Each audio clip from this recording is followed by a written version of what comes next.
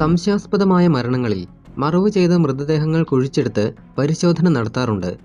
ഒരു ഫോറൻസിക് സർജന്റെ ദുരിതപൂർണമായ ജോലികളിലൊന്നാണ് എക്സ്ഹ്യൂമേഷൻ എന്നറിയപ്പെടുന്ന ഈ നടപടി.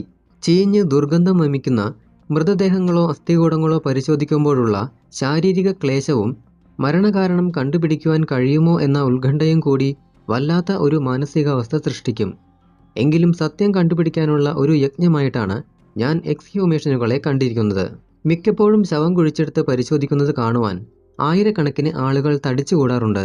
ചീഞ്ഞ ശവം പുറത്തെടുക്കുമ്പോൾ അവരിൽ പകുതി പേരെങ്കിലും സ്ഥലം വിടും. നിരവധി എക്സ്ഹ്യൂമേഷനുകൾ ഞാൻ നടത്തിയിട്ടുണ്ട്. ഭാഗ്യവശാൽ മിക്കതും ഉപയോഗപ്രദമായ എന്തെങ്കിലും തെളിവുകൾ ലഭിക്കാതിരുന്നിട്ടില്ല. ക്രിമിനൽ നടപടിക്രമം 176 വകുപ്പ് അനുസരിച്ചാണ് മൃതദേഹങ്ങൾ കുഴിച്ചെടുക്കുന്നത്. ഈ നടപടിക്ക് എക്സിക്യൂട്ടീവ് മജിസ്ട്രേറ്റുമാർക്കേ അധികാരമുള്ളൂ. സാധാരണയായി RDOയോ തഹസിൽദാരോ ആയിരിക്കും പ്രേതവിചാരണ നടത്തുന്നത്. തദ്വസരത്തിൽ സന്നിഹിതനാവാൻ പോലീസ് ഫോറൻസിക് സർജനും അപേക്ഷ നൽകും. പ്രേതം കേടുപാടില്ലാതെ കുഴിച്ചെടുക്കുന്നതിന് ഡോക്ടറുടെ സാന്നിധ്യം ആവശ്യമാണ്. അസ്ഥിമാത്ര ശേഷമായ ശരീരമാണെങ്കിൽ അസ്ഥികൾ നഷ്ടപ്പെടാതെ ശേഖരിക്കുന്നതിലും ഡോക്ടറുടെ സഹായം ആവശ്യമാണ്. തിരുവനന്തപുരം മെഡിക്കൽ കോളേജിൽ ട്യൂട്ടറായി ജോലി നോക്കുമ്പോഴായിരുന്നു ഞാൻ ആദ്യമായി ഒരു എക്സ്ഹ്യൂമേഷനിൽ പങ്കെടുക്കുന്നത്. അത് വലിയ ഒച്ചപ്പാടുണ്ടാക്കിയ ഒരു കേസായിരുന്നു.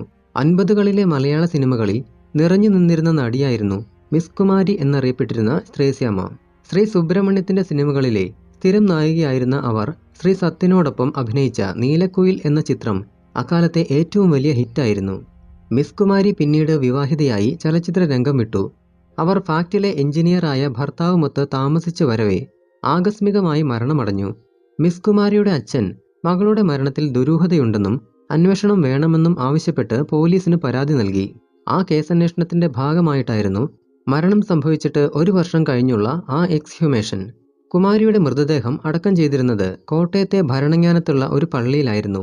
പ്രൊഫസർ കന്ദസ്വാമിയും ഞാനും തലേ ദിവസം തന്നെ കോട്ടയത്തെത്തി. രാവിലെ ഞങ്ങൾ ഭരണങ്ങാനത്തെത്തി.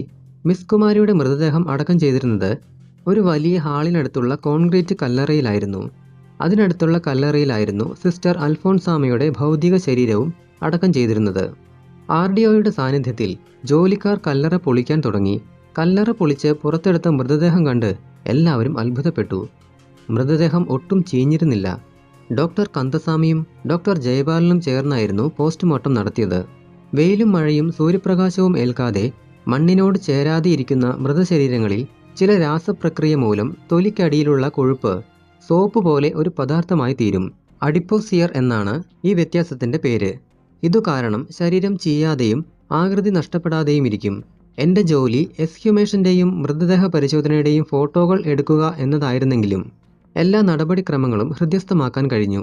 മൃതദേഹത്തിൻ്റെ ആമാശയത്തിൽ അപ്പോഴും രൂക്ഷഗന്ധമുള്ള ഒരു കീടനാശിനിയുടെ അംശം ഉണ്ടായിരുന്നു. രാസപരിശോധനയിൽ അത് ഓർഗാനോഫോസ്ഫറസ് ഗ്രൂപ്പിൽപ്പെട്ട കൊടിയ വിഷമായിരുന്നു എന്ന് തെളിഞ്ഞു. പോലീസിന്റെ തുടർന്നുള്ള അന്വേഷണത്തിൽ കൊലപാതകമാണെന്നതിനുള്ള സൂചനകൾ ഒന്നും ലഭിച്ചില്ല എന്നാണ് എൻ്റെ ഓർമ്മ. രണ്ടാമത്തെ എക്സ്ഹ്യൂമേഷൻ ഞാൻ MDക്ക് പഠിക്കുമ്പോഴായിരുന്നു. ആ കേസിന് സവിശേഷതകൾ ഏറെയുണ്ടായിരുന്നു. അക്കാലത്ത് വളരെയധികം വാർത്താപ്രാധാന്യം ലഭിച്ചിരുന്ന ഒരു കൊലക്കേസിലായിരുന്നു മൃതദേഹം കുഴിച്ചെടുത്ത് പരിശോധന നടത്തിയത്. ഡോക്ടർ ജോർജ് പോളും ഞാനും ചേർന്നുള്ള പരിശോധനയിൽ മരണകാരണം കണ്ടുപിടിക്കുവാനും കേരളത്തിൽ ആദ്യമായി ഫോട്ടോഗ്രാഫിക് സൂപ്പർ ഇമ്പോസിഷൻ എന്ന സങ്കേതം വികസിപ്പിച്ചെടുത്ത് ഫലപ്രദമായി ഉപയോഗിക്കുവാനും കഴിഞ്ഞു. ആ കഥ ഇങ്ങനെയാണ്. തിരുവനന്തപുരത്തിൻ്റെ ഭ്രാന്തപ്രദേശത്തുള്ള ഒരു ചെറിയ പട്ടണമാണ് കിളിമാനൂർ. അവിടെ ഒരു ഇടത്തരം കുടുംബം.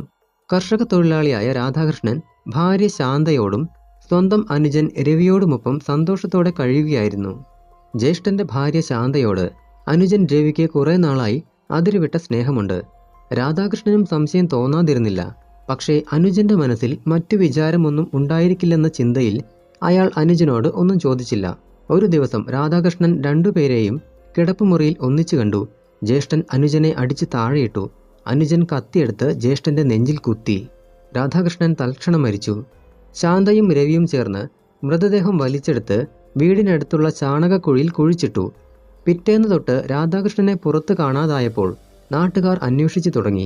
ഭാര്യയോട് വഴക്കിട്ട് ചേട്ടൻ നാടുവിട്ടു പോയെന്ന് രവി പറഞ്ഞു പരത്തിയത് ജനം വിശ്വസിച്ചു.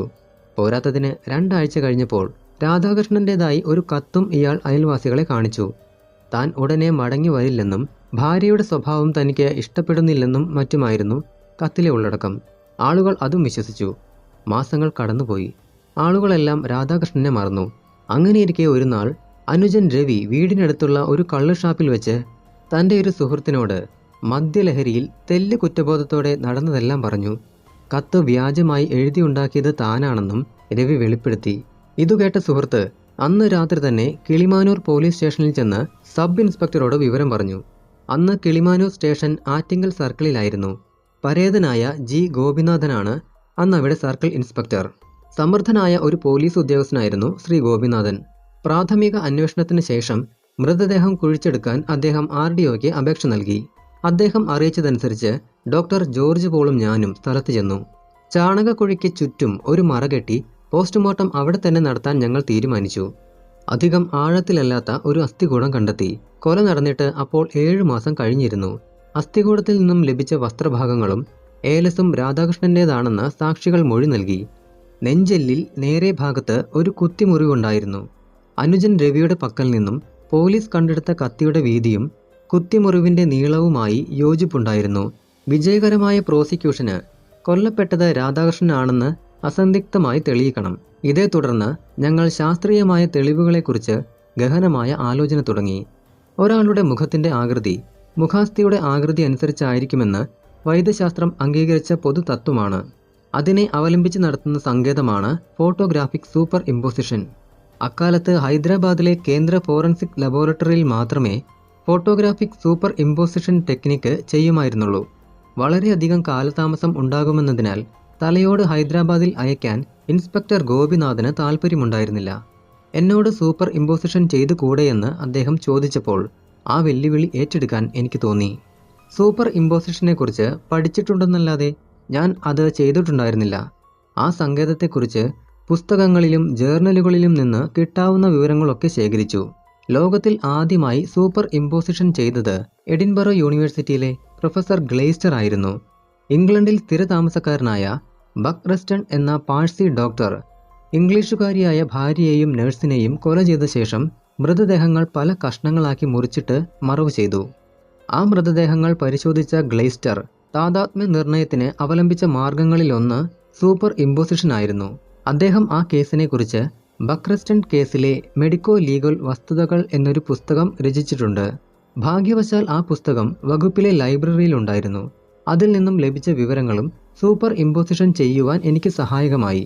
ഞാൻ നേരത്തെ ഫോട്ടോഗ്രാഫി കൂടാതെ ഫിലിം ഡെവലപ്പ് ചെയ്യുവാനും പ്രിന്റ് ചെയ്യുവാനും പഠിച്ചിരുന്നതിനാൽ എനിക്ക് സൂപ്പർ ഇമ്പോസിഷൻ പ്രയാസമില്ലാതെ ചെയ്യാൻ കഴിഞ്ഞു.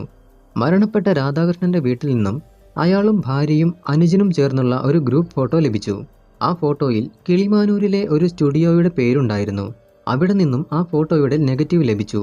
നെഗറ്റീവ് എൻലാർജ് ചെയ്ത് രാധാകൃഷ്ണന്റെ മുഖത്തിന്റെ യഥാർത്ഥ വലിപ്പമുള്ള ഒരു ഫോട്ടോ ഉണ്ടാക്കണമെങ്കിൽ ഒറിജിനൽ ചിത്രത്തിലുള്ള ഏതെങ്കിലും വസ്തുവിന്റെ അളവുകൾ എടുക്കണം. രാധാകൃഷ്ണൻ ഒരു കസേരയിൽ ഇരിക്കുന്ന പോസിലായിരുന്ന ആ ഗ്രൂപ്പ് ഫോട്ടോയിൽ കസേരയുടെ ഭാഗങ്ങളും കാണാമായിരുന്നു. ഫോട്ടോ എടുക്കുമ്പോൾ രാധാകൃഷ്ണൻ ഇരുന്നിരുന്ന കസേര സ്റ്റുഡിയോയിൽ നിന്നും കസ്റ്റഡിയിലെടുത്തു.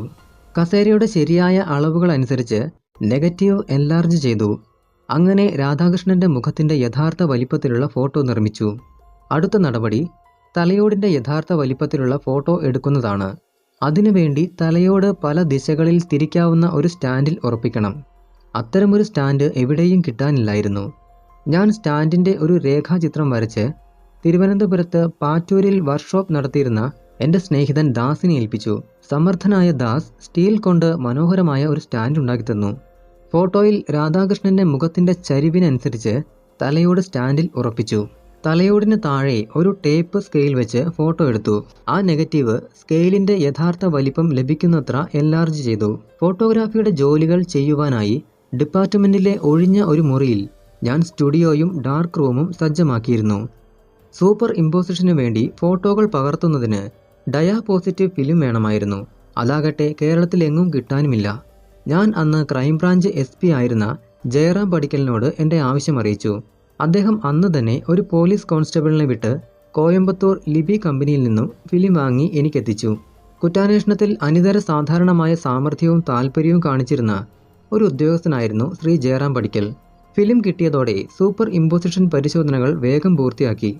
മുഖത്തിൻ്റെയും തലയോടിൻ്റെയും യഥാർത്ഥ വലിപ്പത്തിലുള്ള ചിത്രങ്ങൾ ഒന്നിനു മുകളിൽ ഒന്നായി വെച്ചിട്ടാണ് താദാത്മ്യ നിർണയം ചെയ്യുന്നത്. അപ്രകാരം ഒന്നിച്ചു വയ്ക്കുമ്പോൾ മുഖാസ്ഥിയുടെ 8 സ്ഥാനങ്ങൾ മുഖത്തിലെ 8 സ്ഥാനങ്ങളുമായി ഒത്തുചേർന്നാൽ തലയോട് മരിച്ചയാളുടേതാണെന്ന് പറയുവാൻ കഴിയും. ഇത് ഒരു അസന്ദിഗ്ധമായ തെളിവല്ല, എന്നാൽ മറ്റു തെളിവുകളുടെ കണ്ണികളെ കൂട്ടിയിണക്കാൻ സഹായിക്കുന്ന ഒരു മാർഗമാണ്. ഇൻസ്പെക്ടർ ഗോപിനാഥൻ രവിയെയും രാധാകൃഷ്ണന്റെ ഭാര്യയെയും പ്രതികളാക്കി കോടതിയിൽ കുറ്റപത്രം സമർപ്പിച്ചു. മാസങ്ങൾക്ക് ശേഷം കേസ് വഞ്ചിയൂർ സെഷൻസ് കോടതിയിലെത്തി. സാഹചര്യ തെളിവുകളും പ്രതി സ്നേഹിതനോട് നടത്തിയ കുറ്റസമ്മതവും മാത്രമായിരുന്നു പ്രോസിക്യൂഷന് അവലംബം. പ്രതിഭാഗം വക്കീൽ പ്രശസ്തനായ MN പരമേശ്വരൻ പിള്ളയായിരുന്നു. സൂപ്പർ ഇമ്പോസിഷൻ ഫോറൻസിക് സർജനും പോലീസുകാരും ചേർന്ന് നടത്തിയ ഫോട്ടോഗ്രാഫിക് ചെപ്പടി വിദ്യയാണെന്ന് അദ്ദേഹം വാദിച്ചു. ഫോട്ടോഗ്രാഫിയെക്കുറിച്ച് നിരവധി ചോദ്യങ്ങൾ എന്നോട് ചോദിച്ചു. അന്ന് വകുപ്പ് മേധാവിയായിരുന്ന പ്രൊഫസർ കന്ദസ്വാമിയെയും വിസ്തരിച്ചു. ഞാൻ സൂപ്പർ ഇമ്പോസിഷൻ തനിച്ചാണോ അതോ ഏതെങ്കിലും ഫോട്ടോഗ്രാഫറുടെ സഹായത്തോടെയാണോ ചെയ്തത് എന്ന് അദ്ദേഹത്തോട് പ്രതിഭാഗം വക്കീൽ ചോദിച്ചു.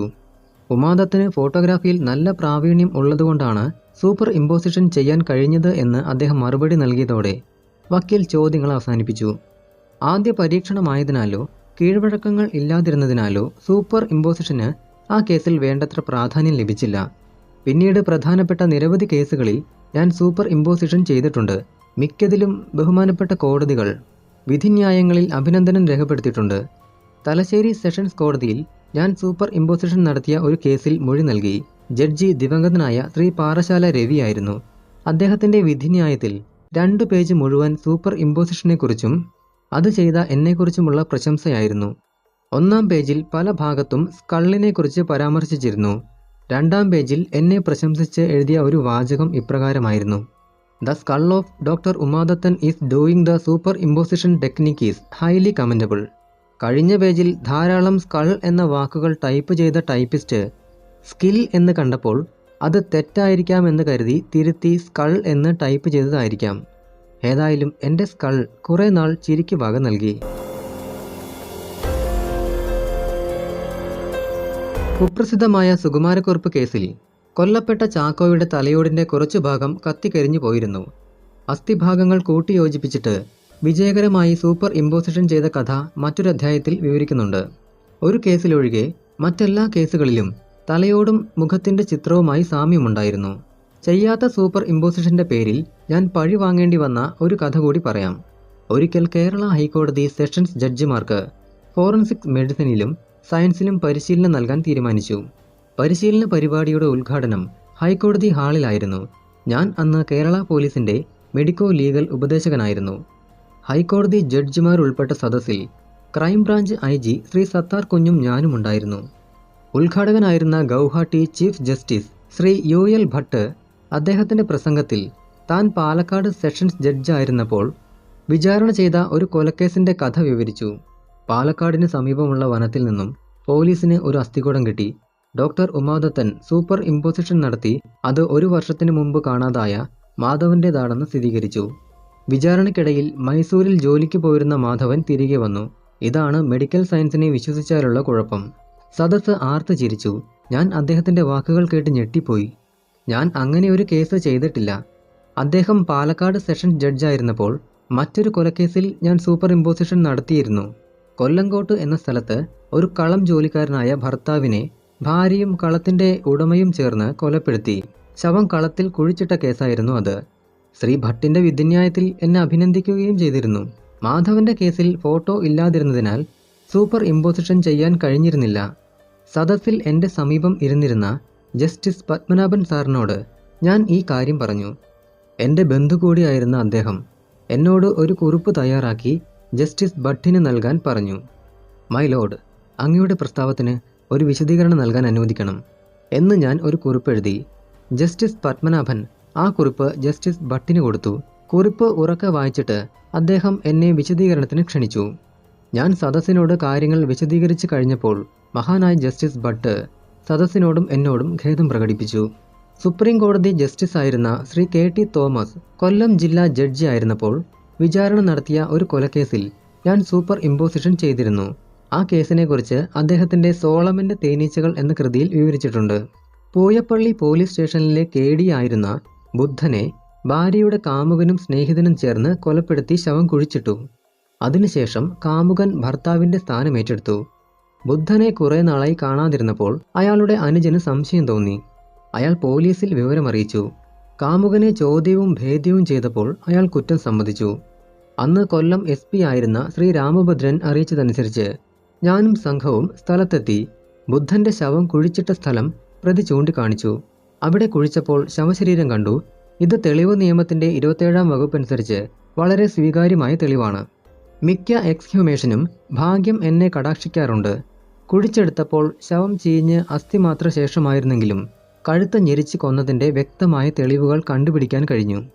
കഴുത്തിന് ചുറ്റും ഒരു തോർത്ത് വരിഞ്ഞു മുറുക്കി കെട്ടിയിരുന്നു. കഴുത്തിൽ ശ്വാസക്കുഴലിന് മുകൾ ഭാഗത്തുള്ള ഹയോയിഡ് അസ്ഥിയിൽ 2 വശത്തും ഒടിവുണ്ടായിരുന്നു. പോസ്റ്റ്മോർട്ടത്തിന് ശേഷം തലയോട് ഞാൻ എടുത്തു. ഭാഗ്യവശാൽ ബുദ്ധന്റെ ഒരു passport size photo Pooyappally police സ്റ്റേഷനിൽ KD രജിസ്റ്ററിൽ നിന്നും കിട്ടി. വൈകാതെ തന്നെ സൂപ്പർ ഇമ്പോസിഷൻ ചെയ്ത് റിപ്പോർട്ടും ചിത്രങ്ങളും തലയോടും കോടതിക്കയച്ചു. കൊല്ലം സെഷൻസ് കോടതിയിൽ മൊഴി കൊടുക്കുമ്പോൾ തലയോട് ഞാൻ തിരിച്ചറിഞ്ഞ ഉടനെ ജഡ്ജി അത് അദ്ദേഹത്തിന്റെ മേശപ്പുറത്ത് പ്രതിഷ്ഠിച്ചു. വിസ്താരം കഴിയുന്നതുവരെ അത് പ്രതികളെ നോക്കി പല്ലിളിക്കുന്നുണ്ടായിരുന്നു. അദ്ദേഹത്തിന്റെ വിധിന്യായത്തിൽ കേസിലെ എൻ്റെ പങ്കിനെക്കുറിച്ച് അഭിനന്ദിച്ചിരുന്നു. സൂപ്പർ ഇമ്പോസിഷൻ സങ്കേതത്തിൽ ഇപ്പോൾ വലിയ മാറ്റങ്ങൾ ഉണ്ടായിക്കഴിഞ്ഞു. ഫോട്ടോഗ്രാഫിക് സൂപ്പർ ഇമ്പോസിഷന് പകരം വീഡിയോ സൂപ്പർ ഇമ്പോസിഷനാണ് ഇപ്പോൾ പ്രചാരത്തിലുള്ളത്. 2 വീഡിയോ ക്യാമറകൾ ഉപയോഗിച്ച് തലയോടിൻ്റെയും മുഖത്തിൻ്റെയും ചിത്രങ്ങൾ പകർത്തി ഒരു മോണിറ്ററിൻ്റെ സഹായത്തോടെ സൂപ്പർ ഇമ്പോസിഷൻ നടത്താം. കമ്പ്യൂട്ടറിൻ്റെ സഹായത്തോടെ ചില പ്രത്യേക സോഫ്റ്റ്വെയറുകൾ ഉപയോഗിച്ചും സൂപ്പർ ഇമ്പോസിഷൻ ചെയ്യാവുന്നതാണ്. ശാസ്ത്രം അതിവേഗത്തിൽ പുരോഗമിക്കുമ്പോൾ നാം നോക്കുകുത്തികളായി നിൽക്കുന്നു.